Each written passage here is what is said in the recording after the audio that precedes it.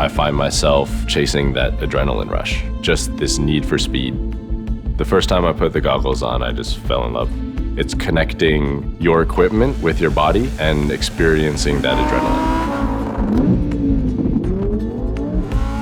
When you're drone racing, you're processing a huge amount of information, both visual and auditory. Probably the most intense you'll ever experience.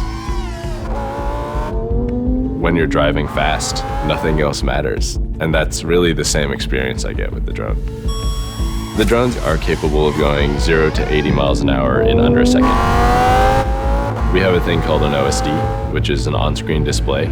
I get voltages, time I've been flying, my throttle percentage, altitude, where to gain speed, lose speed. It's still an efficiency game, right? We have all that information available to us right in front of our faces. I think there's a lot of connections with HMIs in both drones and cars, and it's a necessary part of really putting yourself into the machine as much as possible. You know technology is really great when it just feels natural and it turns into this extension of yourself.